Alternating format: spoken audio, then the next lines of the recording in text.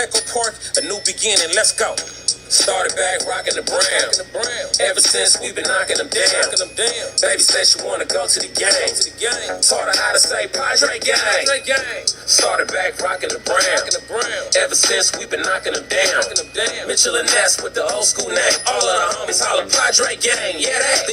What's going on, everybody? Welcome to episode 237 of the Talking Friars podcast and YouTube show. I'm your host, Ben Fadden. The Padres just took 2 out of 3 from the Colorado Rockies, decreased their magic number to 6 to clinch a postseason spot. Just scored 23 runs in the series, 27 hits in the last 2 games. Things are going well for the Padres. This is going to be a wild week and a half, however many games they have left in the season. But this is fun. This is great. I know that the NFL is going on today. I don't care really. I didn't watch much of it at all. It's about the Padres right now. It's about San Diego, and it's about this team looking like they're going to make the postseason for the first time since 2006 in a full regular season. We wanted this team to take 2 out of 3. At least they took 2 out of 3. Was Friday not so great? Yeah, it wasn't that great. The offense could have done better. But the offense then went and scored 13 runs today and then scored 9 runs yesterday. So 22 runs in the last 2 games.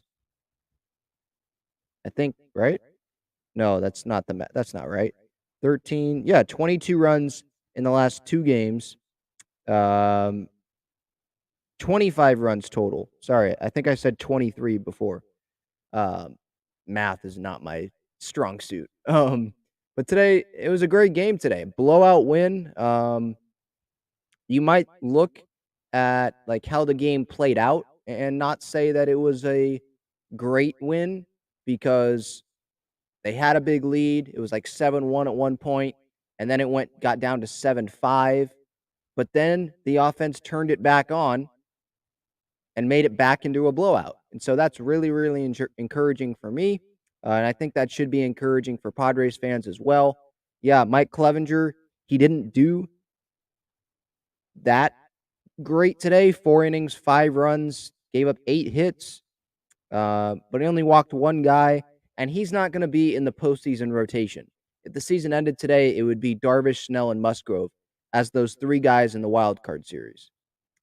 So who knows if Club makes the roster, or I think either Clever or Mania, one of them wouldn't make the wild card roster because they'd get it down from 28 to 26.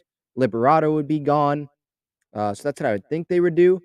But my point is, I don't think we should focus so much on Clevenger giving up 5 runs at Coors Field today. 1, it's Coors Field, and 2, he's not someone that we should be focused on right now. I don't think he's someone that we need to, we don't need him to be amazing. We just need him to have some strong start. You probably want his next start to be stronger than obviously his start today was, right? But at least this isn't Darvish, Snell, or Musgrove going out there and doing this. So I think that's at least a positive. It's not a positive for Clevenger, but it's a positive that, hey, the Padres, their top 3 guys that would be starting games in the wild card series right now, those 3 guys, they're pitching fantastic right now. That's what I care about. And this offense is playing really, really well right now. That's what I also care about. So I thought it was a really good weekend for the Padres. Obviously, it got better with Milwaukee losing today because the Padres now the magic number isn't just to 7 from 8 like it was at the start of today. It's to 6 because Milwaukee lost, Padres win. You add those 2, decrease the magic number by 2, and there you go. So what do the Padres have? 9 more games left to go. I believe 3-game series. So let's say Milwaukee goes, I don't know. Let's say they go like 7-2. Really good end of the season.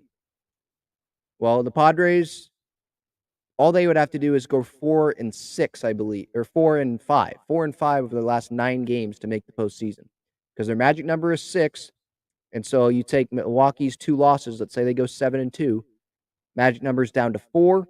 So Padres would need to win 4 of the remaining 9 games to make the postseason. I like their chances with that. We got a lot to talk about. Obviously, Friday's game we'll touch on. Saturday, Sunday. We'll go backwards. Sunday today. Saturday's game, and then Friday's game. Again, very encouraging what I saw from this Padres offense. Yeah, you could say it was Coors Field. But look, it's still hard to score 22 runs in a 2-game span like the Padres did in these last 2 games. And Darvish yesterday, 6 innings, 2 runs. So back to my point of the good starting pitchers, like the top 3 guys that we need to be pitching well going into the wild card series, they're pitching well right now. So let's talk more about today's game. By the way, in the chat here, I don't know if this broadcast is working. Hopefully this YouTube broadcast is working, because I saw a couple comments and then I haven't seen any more comments. Usually it tells me how many people are watching the broadcast up in the corner. I don't see that, so let me check just to make sure that I am live. Okay, I am live. Okay, it's working. All right, good. Because I don't want to do this whole thing, talk for an hour plus or whatever it's going to be, and then I wasn't live at all. Okay, that makes me feel better. Okay, so Padres, it was great to get out to an early lead today, 3-0. Padres, they were given that first run on the throwing error. Then Crony had a sac fly. Crony, by the way, 6 RBIs in the last 2 games of this series. He's second on the team this year in RBIs. Manny got to 100 today with his big home run that stretched the lead out.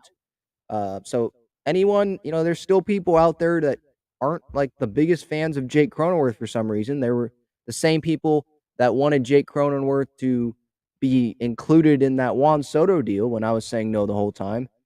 Jake Cronenworth, for all those, I guess, haters or people that aren't the biggest fans of him, he's performing this year for this team. He's super valuable for this team. His WAR is probably over 4 now at the end of this series. So this guy is still a very solid contributor. He's one of the Padres' best position players. So just go look at the stats. Go look at the numbers. So a sac fly made it 2-0. Myers had a ground rule double before he homered. That made it 3-0. It was 3-1. Rockies scored a run in the second. Top 3. Crony tripled. He was going in, hitting 600 with the bases loaded. The bases, I don't believe, and they might have been loaded here, but he tripled on a ground ball to right. No, it was second and third. Second and third in the top of the third. Took a ball on the inside part of the plate. Tripled down the right field line. So 2 RBIs there. Had the sac fly, so that's 3 today. Then he had 3 yesterday, which we'll get to. So huge series out of him. He was one of the MVPs of this series, definitely for the Padres. Myers made it 7-1 with the 2-run bomb in that third inning. What a sweet sound off the bat. Will Myers' bat when he homers. Or maybe it was just me. I don't know. But when I was clipping highlights, it was actually from the Rockies feed because I couldn't get the Valley feed for some reason. And there was no commentators talking. And he homered. And it was just a perfect, sweet sound. So it's at Talking Friars on Twitter. You can go look at the video. I recommend you to. What a sweet sound that is off of Will's bat. And if he went to Colorado, I saw this floating around Twitter. He's done probably at the end of this year, at least contract-wise with the Padres. He could return on a 1-year deal, obviously. But he's probably going to be done with the Padres. If he goes and signs with the Rockies, that guy's going to hit like 40 bombs at Coors Field. I mean, that guy hits tremendously well at Coors Field. It seems like he homers every time the Padres go to Coors Field when he's healthy. Obviously, earlier this year, he couldn't go to Coors Field because he was hurt June and July. So he could have gone, but he didn't play in those games. But when he plays, remember he had the cycle obviously at Coors Field, the second cycle I believe in Padres history. So he loves hitting there. That's back to the Andy Green days. So it's great to see him continue to hit pretty well in this lineup.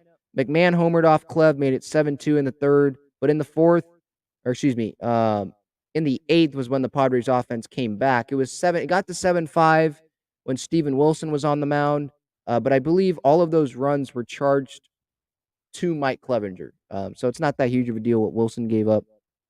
But in the eighth, Padres offense, they wanted some room, to have some breathing room for that bullpen. That's what I mean by that. Like 7-5 when it was 7-1, that had some Arizona vibes to it. Remember the game earlier this year against Arizona where the Padres were up 6-0 and they ended up losing? Hosmer was still on the team. He made that terrible decision to throw it to CJ at short or at second base. CJ was playing short. He was in the outfield to start the play. Hosmer still threw it to second, even though Christian Walker wasn't even halfway to first base. And I believe Taylor Rogers was pitching at that time. He was going to go cover first base. That would have been an out, tie game. Instead, game was over there. I believe that's when the game ended. It was either the game tying run or the go ahead run. I don't remember. I believe it was the winning run. That's why we made such a big deal about it. It was still a big deal, obviously. Totally forgot. Oh yeah, my point. The Padres didn't want that type of game happening again, and they didn't. Manny with the big home run scored. Kim scored. Juan obviously scored. Manny himself. That was his 31st home run of the year. He entered the day with 98 RBIs. He now has 101. So that was big. Brandon Drury with back-to-back. He went back-to-back with Manny, made it 11-5. He could also get to 30 home runs. Manny's at 31. Drury is at 28 right now. And the Padres have 9 games left. I don't know if Drury's going to play in all 9 of those games, but he could go hit 2 home runs in a 9-game span if he plays all 9 games, or 2 home runs, in a 7 or 8 game span. That's doable. So that's another milestone thing to watch for the San Diego Padres for Brandon Drury. Profar scored, hustled in on a tag play. Nola doubled him in. That was when the game was pretty much still out of reach. Already out of reach. The call was an out on the field. I have no idea how that was actually an out on the field, if we're being honest. Like, the replay should have taken 5 seconds. It took more than that. But Profar easily got his left hand in. He was wearing the sliding sleeve, or whatever you call it, the oven mitt. He easily got in. The home plate umpire was standing right there and still got the call wrong. It just kind of boggles my mind that you get that call wrong. But that made it 12-5 for the Padres. Rockies scored a run in the 8th. But Drury got that run back for the Padres, made it 13-6. Grisham scored. He didn't start today, by the way, but he did get into the game. That made it 13-6, like I said. Padres win by 7 runs. The bullpen was pretty solid today. Martinez did give up an earned run, but Wilson, the runs he did allow, or the run he allowed, I forget. I think he allowed 1 run. That was Clevenger's run that he allowed. Pierce Johnson didn't give up any earned runs. Neither did Robert Suarez. He got the win. Craig Stammen pitched an inning, didn't give up any earned runs. Didn't give up any runs total. Struck out 2 guys. Positive win. And on the pregame show earlier today here on YouTube, I was talking about how Kyle Freeland, that start in July, whatever month that was, that he slammed the bat up against the dugout ceiling. Maybe it was a light, or he shattered some of the dugout. He got to the Padres that day. And he was mad because the reliever that came in gave up runs, his runs. It's like, you should be mad at yourself. But it seemed he waited to smash his bat until the reliever gave up the runs. It was after the reliever that came in gave up the runs. So on the pregame show today, I was like, it's obvious that you can get to him mentally. I don't know if they got to him mentally today, But all I care about is they scored 7 earned runs off of him. Kyle Freeland didn't even make it through 3 innings. He'd been pitching well, actually, going into this outing. In September, let me look up his September numbers. They were pretty good. Let me see. Look at the game logs. So September, leading up to today's start, he had pitched over 5 innings in every start, and he hadn't allowed more than 2 runs in a start. His last start was 6 innings, 2 earned runs. Start before that, September 14th, 6 2/3, no runs. September 7th, 6 innings, 1 run. September 2nd, 5 2/3 innings, 1 run. So he'd been pitching really well. So that's encouraging. A guy that's pitching well going into the start, the Padres were able to hammer off of him. So that's big. They obviously got that win off of Zach Gallen last weekend in Arizona. I know it was 2-0, but they still won that game. They won 2 out of 3 against a contending, or not just contending, a team that's going to make the postseason in the Cardinals, won that series against some pretty good pitchers. So very, very encouraging from what we've seen from this Padres offense this last week. They're ever since, what are they, like 7-2 since the players only meeting, the burn the ships mantra, which is available breakingtea.com/talking friars. You can get one of those burn the ship shirts if you want to. I partnered with Breaking Tea. So feel free to purchase that if you want to support the club, support Jake Cronenworth, who made that phrase. I believe that's according to teammates, and support this Padres team. Our support is going to be big, I think, these last 9 games. I'm going Tuesday for the Dodger game, first of 3, and then I'll be going some of the White Sox games and Giants games. It'll be big. This fan support, 6 games, or 6 is the magic number. If they win 6 games, they're obviously in. A combination of 6 Padres losses and Milwaukee losses, and the Padres get in. And so hopefully, I would think it'll be a sellout crowd every game until the Padres at least clinch a playoff spot, because all the Dodger games are night games. So, yeah, I would think they're all going to be sellouts, or hopefully close to sellouts, 40-plus people packed in there, and the players love that support. So definitely get into Petco Park if you're planning on doing nothing or watching the game at home. I encourage you to go. By the way, this episode is brought to you by Gaglione Bros, famous cheesesteaks and garlic fries. If you're going to be at Petco Park for the rest of this regular season at any time, you can hit up the Gaglione Bros stands. There's one in the upper deck. There's one behind home plate with fries only. And then the main stand by the Bally Sports pregame, postgame booth. Cheesesteaks, cheesesteak fries, cheese fries. You can really get a lot there. Very, very great food that they have there. I encourage you to check them out if you have not already. If you haven't, you're missing out. That's what I would say. So a great win today, and it was a much needed, I think, win going into this off day. Playing the Dodgers up next, you want these players to have confidence. You want our fans, obviously. You want us to be confident, at least from the Padres' point of view. And they're flying high going into this Dodgers series. Now, obviously, we know that the Padres haven't been able to win a season series against the Dodgers since like 2010. They're not going to win it this year. They didn't win that series that they played at Petco the last time. They didn't win at Dodger Stadium. Win a series, I mean. But look, you can have a chance to win this series with, I believe it's going to be Snell. Is it Snell, Musgrove, Darvish pitching? Or no, I think Manaea is missing the Dodgers series because he pitched, right? I don't know if that's been announced who the starters are, but I know it's Snell on Tuesday. Yeah, I think it would be Snell, Musgrove. Maybe it's Snell, Musgrove, Manaea.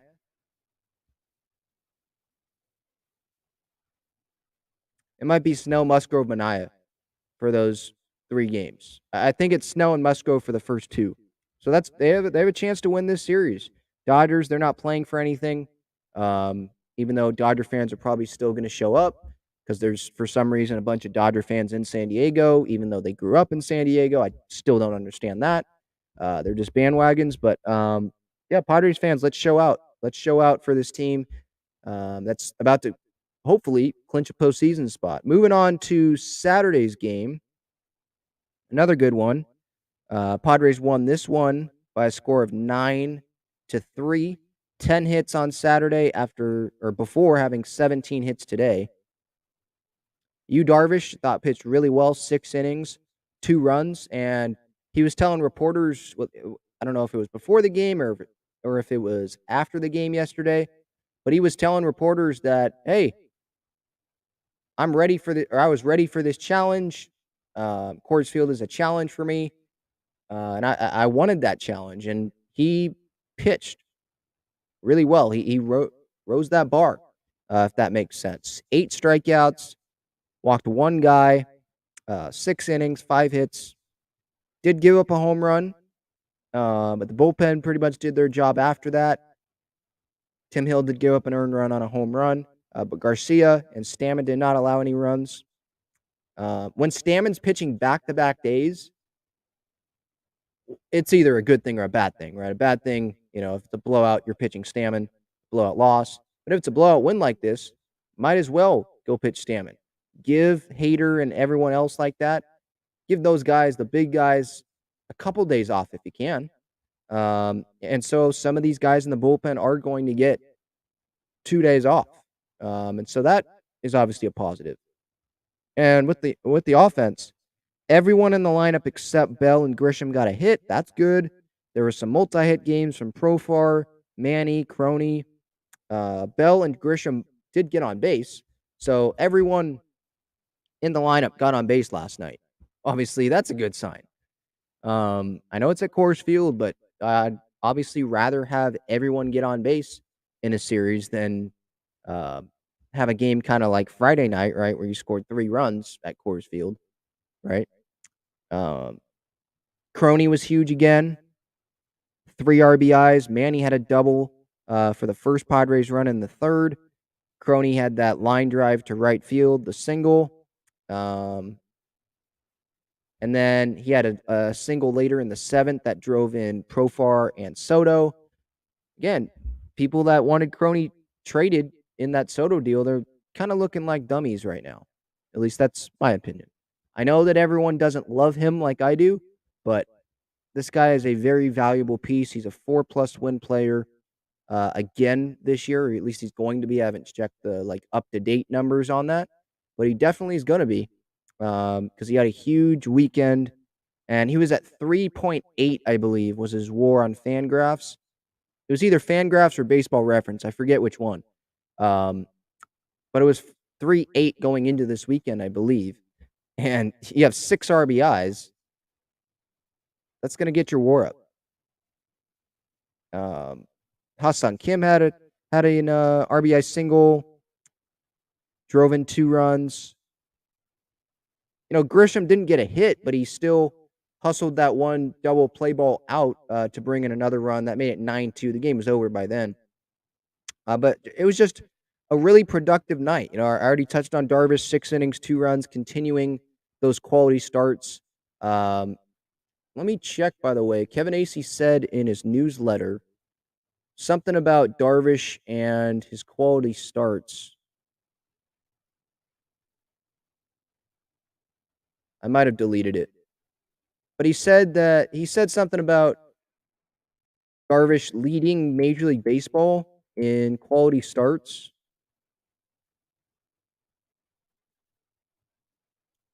I'm looking that up right now. Hang on one second.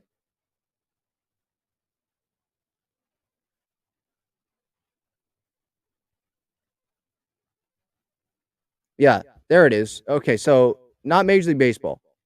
Last night, he had his National League leading 24th quality start. 2 runs, 5 innings, 5 hits, 6 innings. He had a 5.94 ERA going in to last night's start. So, wow. He's pitching like Darvish. He's pitching like an ace. That's what I care about right now going into these final 9 games of the season. Hopefully, he's only gonna have, like, 1 more start on this year, or it's gonna be 1 more start and, like, 2 or 3 innings just to stay sharp. Hopefully, it's 1 more start, they clinch a postseason spot, and then he doesn't have to start again. Because that could happen, right? His next start would line up to be he pitched yesterday, might be Friday against the White Sox, maybe? It's gonna be during the White Sox series, I would think. So, yeah, maybe he has that one last start, and then it lines him up perfectly for the wild card series. Gets a little bit of extra rest before the wild card series starts, um, and then there you go, game 1 starter. And I know technically I'm jumping the gun here. Padres haven't clinched a postseason spot, Ben. Yeah, I understand, but they have the advantage. They're 3 games up on Milwaukee for a playoff spot right now. Their magic number is 6. Again, like I said earlier, if Milwaukee goes 7-2, have a really good end to their season, which could happen. They're facing like the Diamondbacks, the Marlins, and the Cardinals for 2 games. They're probably going to wrap up their division if they haven't already. What if they go 7-2? Okay, let's say that they finish out great. Okay, that takes 2 games off. The Padres would only have to go 4-5 in their last 9 games. Take the 4 wins for the Padres, the 2 losses from Milwaukee. There's your 6 magic number of 6. So they have the advantage. They don't have to be perfect the rest of the way to make the postseason. Milwaukee, they pretty much have to be pretty perfect going the rest of the way. I did want to mention, I'd be dumb to not mention the Trent Grisham catch. I had that in my notes. 5th inning, tremendous diving catch. I think it was 3-2 at that time. Prevented the game tying run. Some people might say, don't know if that would have tied the game if that ball got past him. It was a line drive. Grisham in the right center gap made a great smooth diving catch. Went to the right center field wall. If it probably would have, that's what I mean to say. If Grisham didn't catch it, I think the runner probably would have scored, or at least they would have tried to send him. And you could have maybe had a tie game there, and who knows what happens then. But it was 3-2. Everyone's pumped up, and they obviously didn't look back there. And Grisham, obviously, he struck out. I saw something. He struck out in like 31 of his last 61 plate appearances. Not good at all. Like 50% of the time, almost 50%. I think that was entering today or yesterday, whenever it was. Really, really struggling. But you do know that he's going to give you great defense most of the time when he is in the game. Like, yeah, you're going to put him at the bottom of the order. But if something happens to a Zokar or something, you can rely on him for really good defense. Maybe they put him in late in games if the Padres have a lead over this next week. See if he can find something offensively, but you also know you're going to get the good defense still in center. I still would play a Zokar until at least you clinch, and then see what you can do with Grisham. But yeah, I would I would definitely bet that Grisham's going to provide some type of impact defensively for the Padres still the rest of the season, because I think that's where he will play when he does get in.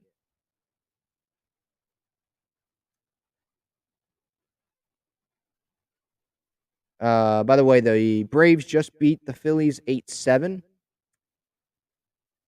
So the magic number to finish ahead of the Phillies, Ben Higgins just tweeted this out. I don't know if let me read the tweet just to make sure I get it perfect. I believe he said that the magic number is now 9. Not for the Padres to clinch a playoff spot. Don't worry. Still 6.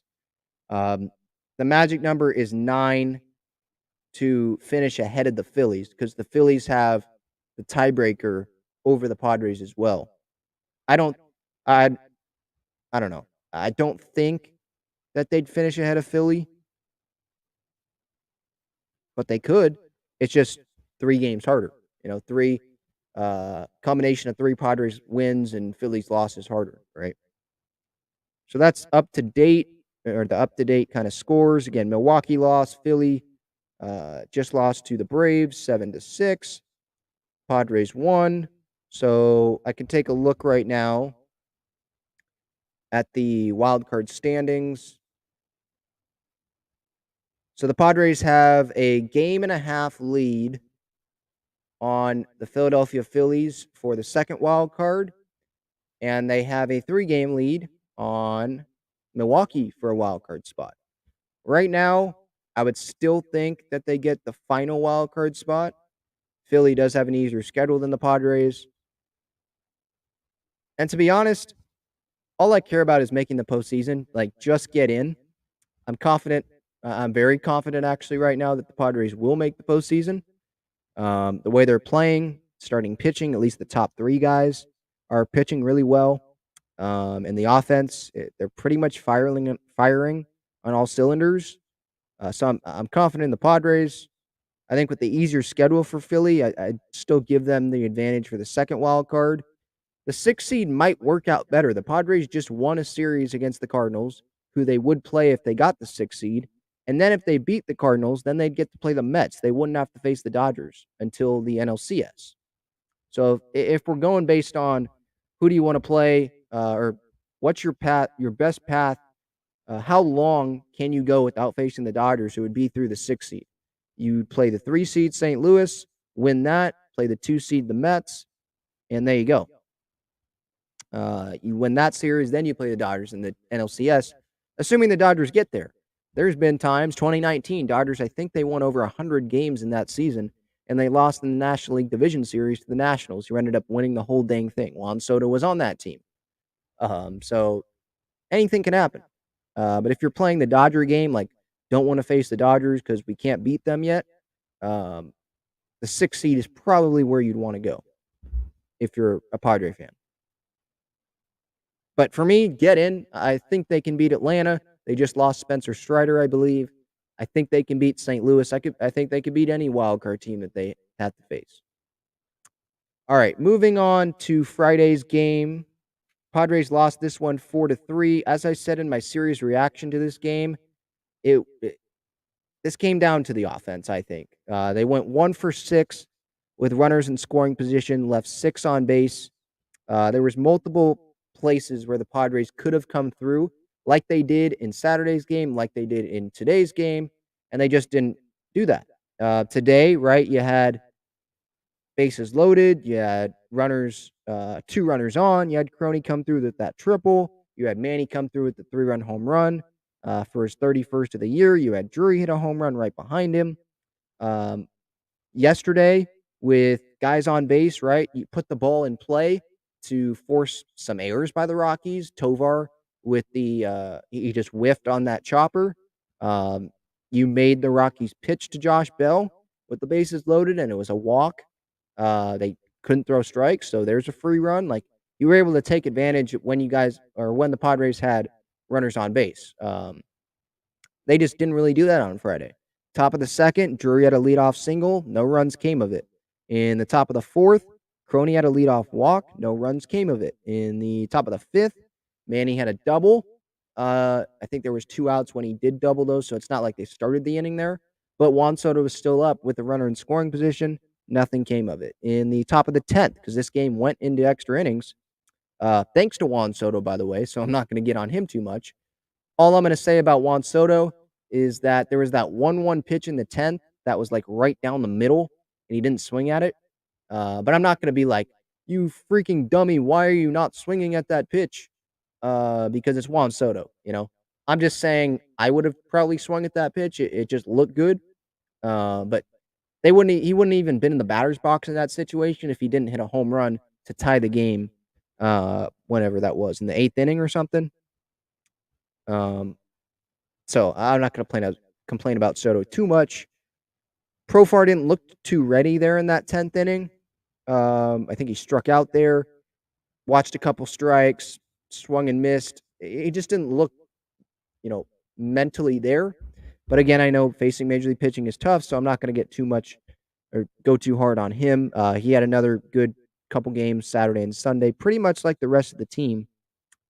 You know, on Friday, you had Manaea in there, 3 2/3 innings. Yeah, that didn't help. But, him giving having the bullpen be taxed a little bit, giving up 3 runs, not making it through 4. That doesn't help. But you got to expect Manaea to give up runs.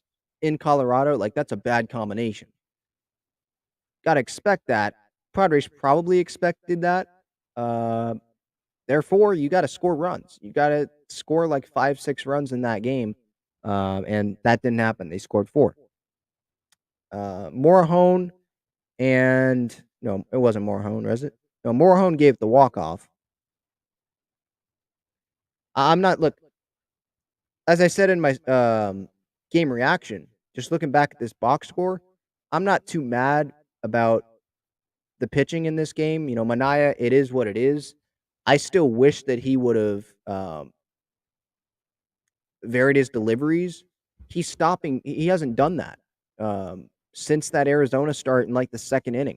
I know that I'm like a broken record saying that for anyone that watches the pregame show or watches or listen to this show after a Manaea start. I think he should vary those deliveries. He had success with that against Arizona, and he hasn't stopped. Or excuse me, he did stop and hasn't continued doing that. I just don't understand that.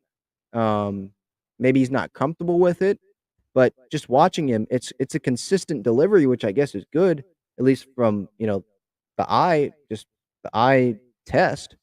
But it seems like the delivery is slow. It's not catching anyone off guard. And again, Coors Field and Manaea, that's a bad combination.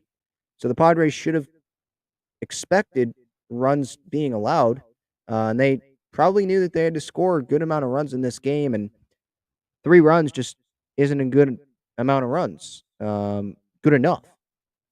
So it was on the offense. I already talked about those situations where they could have came through. They got some leadoff runners on, and they didn't come through. But hey, I'm not going to focus on that game too much because it's not like it's Snell, Musgrove, or Darvish that didn't make it through 4 innings. I was kind of expecting that out of Manaea. And the offense came back and they won the series just like I wanted them to, like I expected them to. They won the series, took 2 out of 3. That's what needed to be done. Entering the series, I think their magic number was at like 9, and now it's at 6. That's a win. Keep having that magic number decrease every day, and that's a win. If they lose the series to the Dodgers, yeah, that probably will suck. And obviously, you want to see them win the series. That'll be progress because they lost the last one, right? They won that first game. Let's not get blown out by the Dodgers again. You want to see progress. But let's say the Padres win on Tuesday. Snell on the mound. I think they have a good chance of winning. Just don't have that blow up inning. Magic number's down to 5. Let's say even Milwaukee wins that game. All right, magic number's still 5. 3-game lead still. Then let's say they win one of the next 2 games there. Magic number is now down to 4. Milwaukee probably will lose one of the 2 games against St. Louis. So then the magic number is down to 3. Now you have the White Sox who are out of it already because Cleveland just won their division today. And you have the Giants who are out of it as your 2 opponents at home. I like their chances there. Milwaukee, I don't think they're going to go 7-2 in their last 9. They could, but again, if they do go 7-2, all the Padres have to do is go 4-5 in their next 9 games to clinch a playoff spot. They have the advantage here. And so I really like where the Padres are at. They're going to make the postseason, I think. This could bite me in the butt, but I'm very confident in this team. The way they're playing, the way the wild card starters, Snell, Darvish, Musgrove, the way that they are starting, the way they're pitching, this team is playoff bound. So this is a positive series. I mean, 22 runs in their last 2 games. That's what I said, right? 25 in the series. Could have had a better offensive performance on Friday. But Saturday and Sunday, they made up for it. They won the series. Magic number is down. I know I'm repeating the same stuff, but geez, I just keep putting that into your guys' head. Anyone that wants to be negative, I don't think there's going to be a lot of negativity right now. They just scored 13 freaking runs before an off day. I'm pretty happy about that. But if there is negativity, maybe it's just Padre fan skepticism or, just Padre fanitis, just negative stuff that has happened, in the franchise's history. Just relax. Just take a deep breath. The Padres have the advantage. They've got the lead. They're in a playoff spot. This is a good baseball team. They've got good starters. First 2 games of the Dodgers series, at least. They've got a good bullpen. They've got a solid lineup right now. And let's ride. I sound like Russell Wilson right now, but let's go. The burn the ships thing, it has worked. 6-2? Won the first 3 in Arizona, then 1-2, 5-1, 5-2. Yeah, 7-2. Padres 7-2 since the burn the ships. So it's working. They're playing as a team. Trent Grisham, I think that's a perfect example right there. He probably wants to be playing every day, but he is taking his playing time and running with it. He's rooting for Jose Azocar, having conversations with him still in the dugout, smiling. They're playing as a team right now. And that's what you love to see going into this wild card series. I apologize, by the way. The YouTube chat just started loading. So I don't know if you guys have been commenting this entire time I've been talking.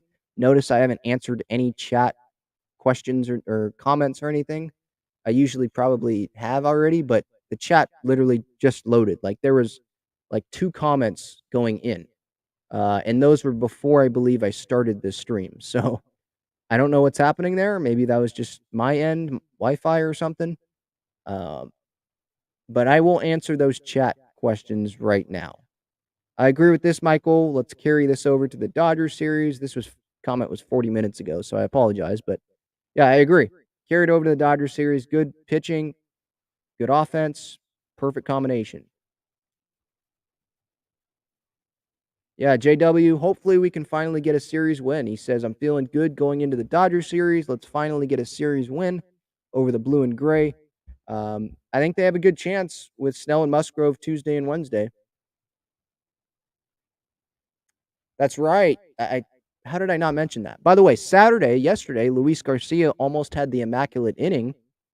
And then today, the natural cycle, what inning was that? Let me check. Let me double check what inning that was. But yeah, that was the inning Crony, right? Crony had the triple. So was that the 3rd inning?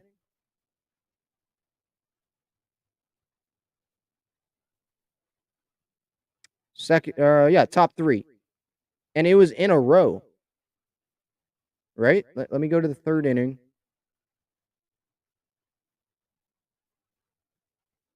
Oh no, it wasn't really in a well, it was in a row. The hits were in a row.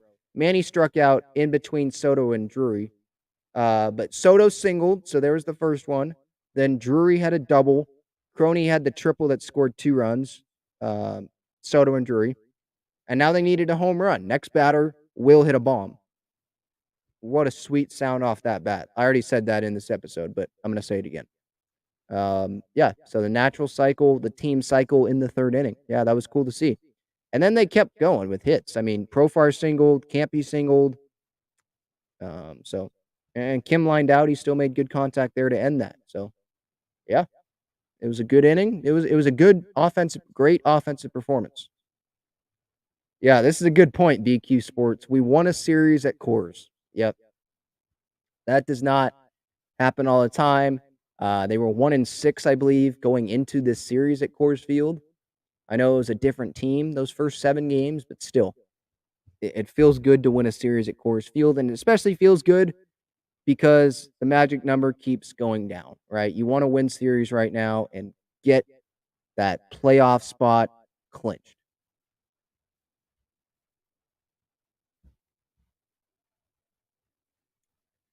Irie says, hashtag keep Myers. I think they're going to explore that in the offseason. Why not?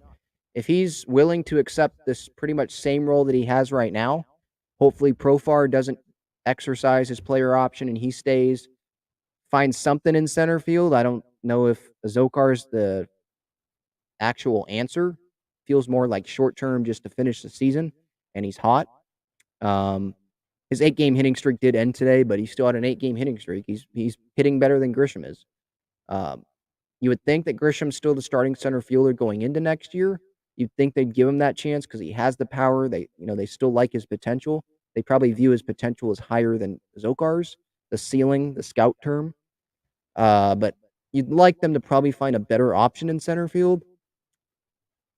Soto's in right, obviously, and you'd think that they'd want either Drury or Bell back for first, or maybe, well, yeah, at least to start the season. Then Tatis comes back. He plays short. You can have Kim play second, Crony play first. If you only bring back Myers, I don't think that's a great idea to only have Myers there to start the year. But yeah, we'll see. I think they'll definitely try to bring back Drury and Myers. Myers at a cheap price, and Drury see maybe multi-year, couple-year deal, and see what happens. See what he wants. See if he wants to come back. 2 years, $20 million maybe. He's going to hit 30 home runs maybe this year. So you would think probably 10 million a year.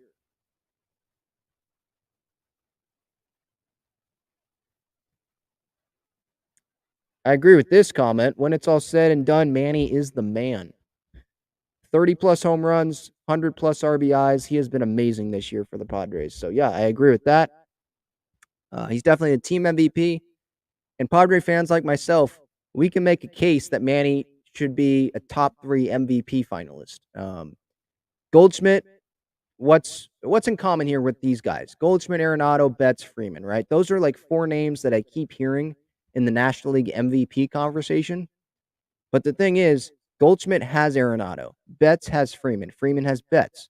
Arenado has Goldschmidt. Like they have a lot of support in that lineup. And I know I'm saying this, it might sound dumb, but Manny hasn't had that MVP candidate hitting behind him or hitting in front of him the whole year. I'm saying this as the Padres just scored 25 runs in this series, so that might sound dumb, but he didn't have Juan Soto the whole year. And Juan Soto was struggling mightily when he first came to the Padres. His worst slump of his career. Josh Bell he was like 1 for 30 at one point with the Padres. Brandon Drury, he was out for a week or something, however long that concussion list was. He was out for a week and a half when Dustin May or whoever that was hit him in the helmet at Dodger Stadium. So Manny has not had the same support in the offense. Hosmer was great like the first month of the year, and just as I predicted, he fell off.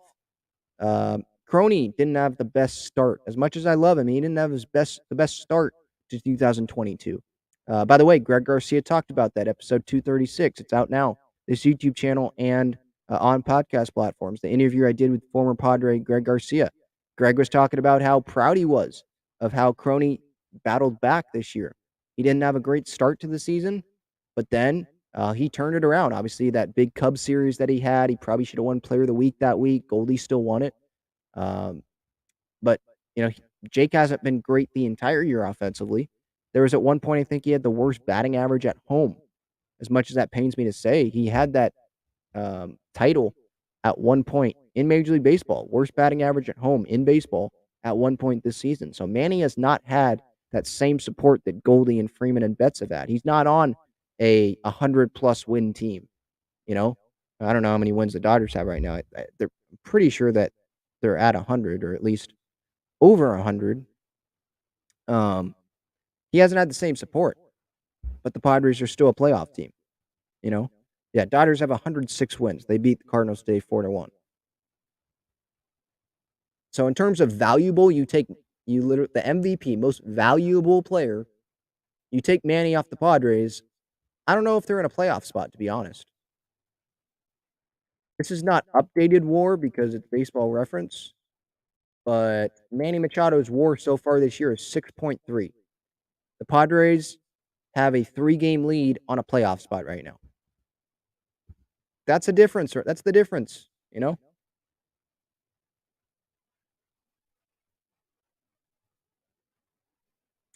Cobra says, will magic number be 5 if the Phillies lose? No.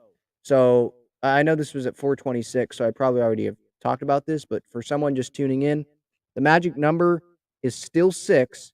It has nothing to do with the Phillies because the Phillies, that's not the team the Padres have to be ahead of right now to make a postseason spot. The Padres, they have to beat the Brewers, it's either the Phillies or the Brewers that have to be knocked out for the Padres to be in the postseason. And so the Brewers, they're the team, the last team out.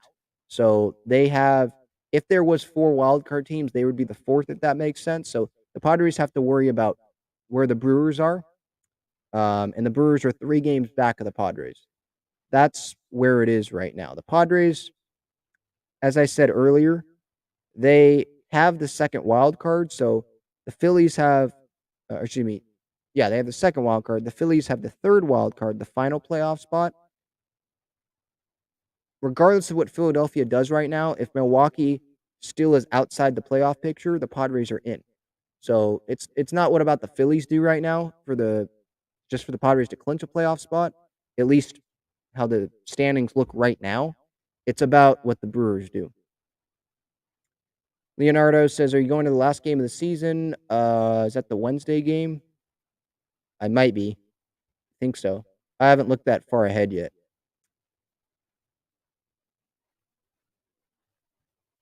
Oh, here's a Dodger fan. Let me put this guy in timeout. Says Dodgers will end your playoff dreams. The Padres are making the postseason this year. The Dodgers don't have control over that, really. I mean, they're playing the Padres, and there's no guarantee if you're talking about in the postseason, the Padres, there's no guarantee that they even play the Dodgers.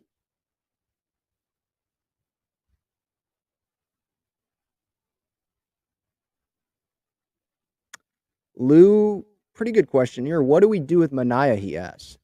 I mean, for this year, he's a free agent at the end of the season, so nothing like long term. I don't know if they'll bring him back maybe as a last resort. I think they'd want Clevenger back more than Manaea, or they could just go get someone else. I don't know. But I don't think they'd bring Manaea back.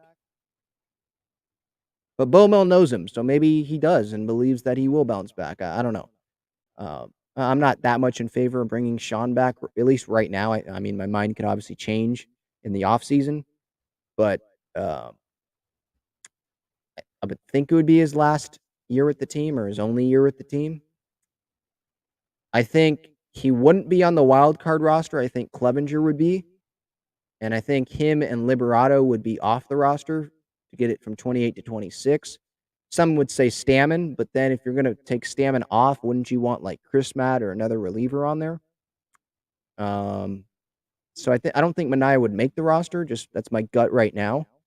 In terms of what we do with him, he might have to start one more time. If the Padres clinch a playoff spot, then he would just start probably one of those Giants games, the last series of the season. I think he's on line to start that Thursday game against the Dodgers here at home.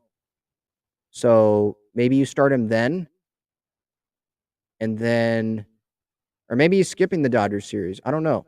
I haven't seen tweets yet from Padres beat writers on who's starting. It says on the MLB app, it says that it's to be decided, or to be determined, excuse me, who the Thursday starter is for the Padres.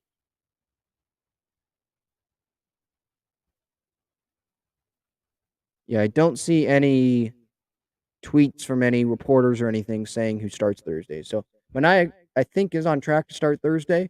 Then maybe start one of the Giants games and then don't make the wild card roster, and you see what happens later. For him, with Manaea, it's really more just him, filling innings, right? I agree with this from Mike. Next year's center field is wide open in spring training. Obviously, unless like AJ goes and makes some trade or some free agent signing. But I haven't even looked at free agent center fielders or anything like that. I still think they believe in Grisham.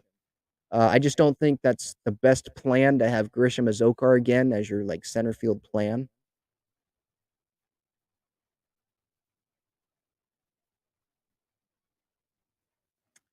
So by the way, let's finish this talking about this preview this Dodgers series quickly here. And then I'll get out of here. So Tuesday, Wednesday, Thursday, Padres have the off day tomorrow on Monday. 13 runs today, 9 runs on Saturday, feeling good.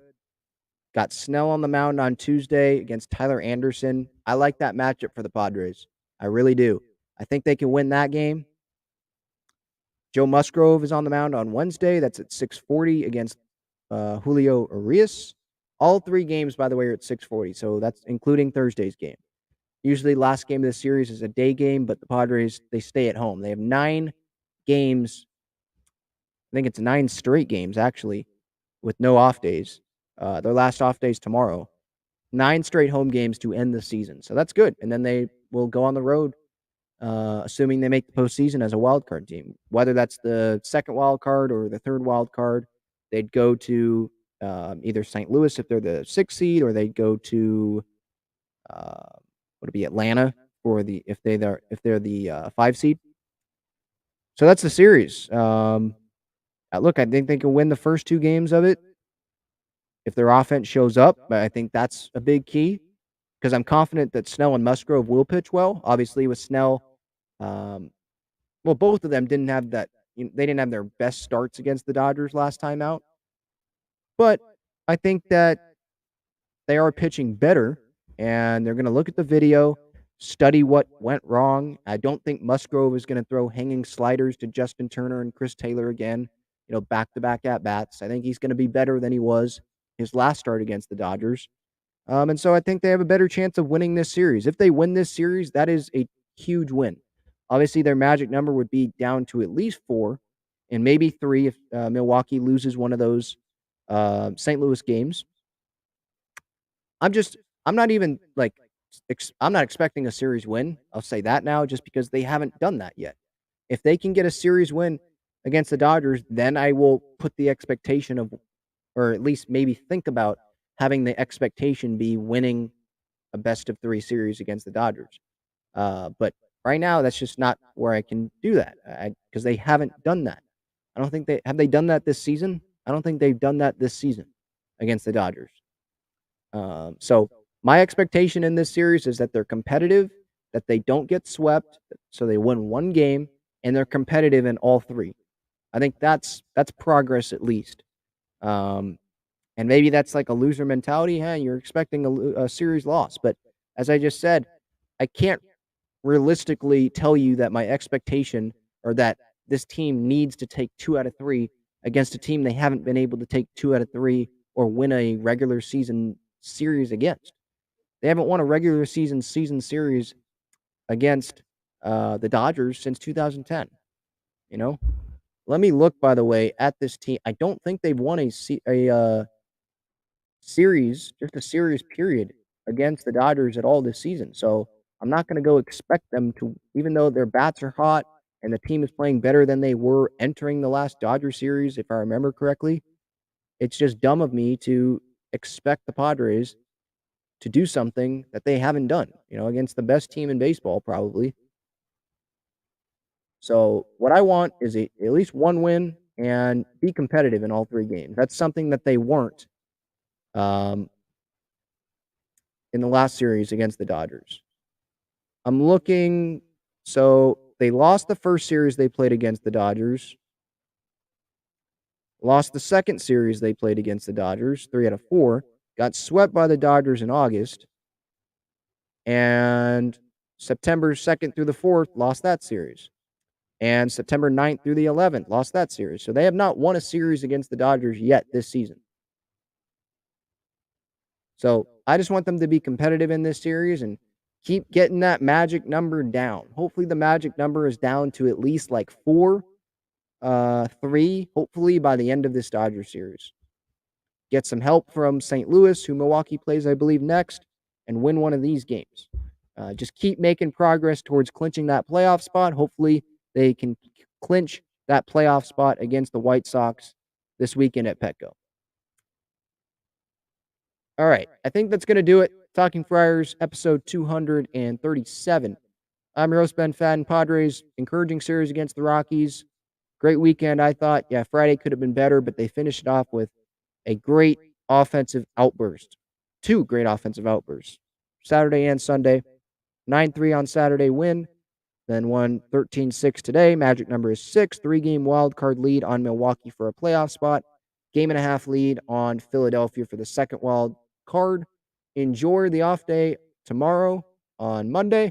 Enjoy your Sunday night if you're watching this live or on replay on Sunday or listening to this on Sunday. And I'll talk to you guys later. Talk to you guys on Tuesday. See ya.